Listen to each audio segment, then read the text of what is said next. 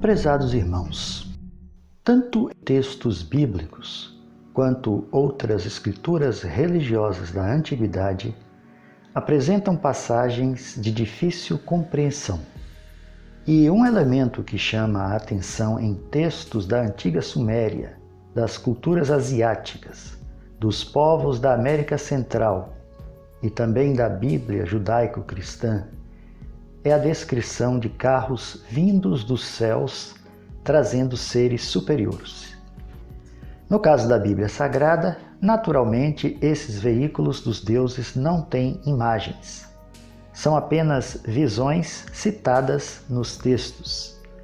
Mas em muitas culturas religiosas, há pinturas e esculturas de objetos que parecem ser alguma espécie de espaçonave se utilizarmos a linguagem de hoje. A maioria desses veículos vindos dos céus não tem um nome conhecido, mas nós podemos identificar qualquer uma dessas carruagens de fogo como OVNI, que é o acrônimo de Objeto Voador Não Identificado.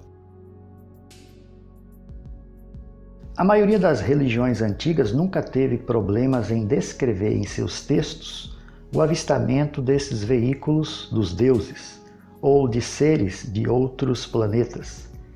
Mas na Bíblia Sagrada, por algum motivo, alguns textos são traduzidos de forma que o veículo voador vindo dos céus não chame muita atenção para si.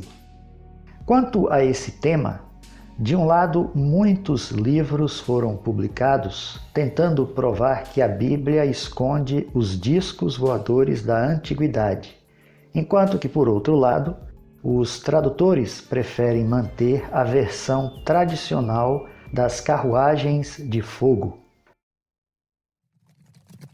Mas o problema de manter na mente do leitor moderno a figura de uma carroça voadora como símbolo divino é que isso pode enfraquecer a imagem de poder daquela divindade. Ou seja, mesmo sendo um ser supremo, aquela divindade só estava à frente dos povos antigos porque suas carruagens de tração animal podiam cavalgar nas nuvens. Imagine então essa composição primitiva ao lado de caças supersônicos modernos. Mas será que essas visões bíblicas de poder dos deuses antigos realmente se tratavam de bigas voadoras? Ou a descrição do escritor daquela época é que era limitada à sua visão de mundo?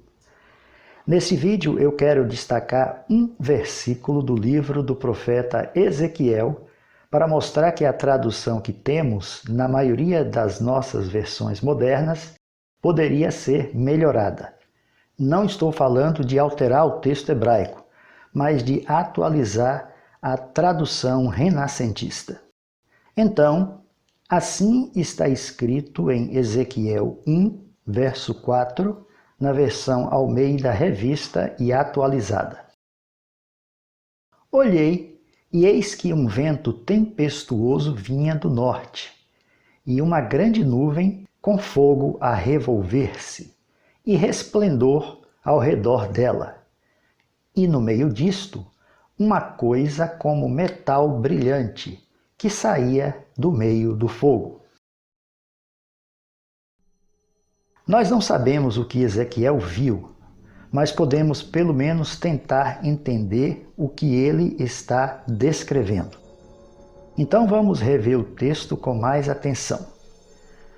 A primeira parte do texto diz: Olhei, e eis que um vento tempestuoso vinha do norte. Aqui aparece o termo hebraico transliterado como ruach, de difícil tradução. Ruach é uma força ativa que sopra como um vento e pode mover até os mares. Ruach pode ser um sopro, um vento, uma turbina, uma respiração ou até mesmo um espírito. Só para ilustrar, Gênesis 1, verso 2, diz que a terra era sem forma e vazia, e o Ruach pairava sobre a face das águas.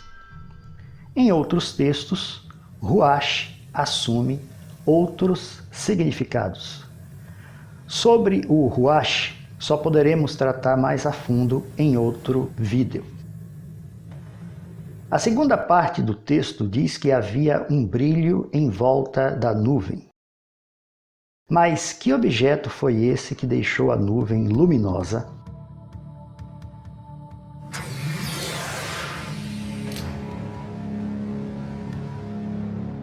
Na cultura indiana, essas nuvens luminosas são carros que vêm do céu trazendo deuses de suas religiões. Nos textos indianos, os vimanas são as carruagens ou naves dos deuses. Claramente era um método de transporte que levava os deuses de um lugar a outro, de um país a outro, ou até a outros planetas. São muitas vezes descritas como nuvens luminosas. Nuvens luminosas parece ser um termo genérico para alguma coisa difícil de descrever entre povos antigos da Ásia, que tinham grande conexão com seres superiores. Nós não podemos concluir o assunto com as informações que temos, mas a terceira parte do texto de Ezequiel diz que, no meio disto, uma coisa como metal brilhante saía do meio do fogo. O grande enigma dessa tradução é decifrar coisa de metal brilhante. E o texto parece indicar que a propulsão desse objeto soltava fogo. Então, pela tradução direta do texto hebraico, o objeto voador não identificado avistado por Ezequiel tinha o formato indefinido. Até aqui, conseguimos chegar a uma coisa com aspecto metálico entre as nuvens. E o que mais? Ainda pelo texto podemos entender que, se estava entre as nuvens, o objeto estava no alto, voando ou pairando.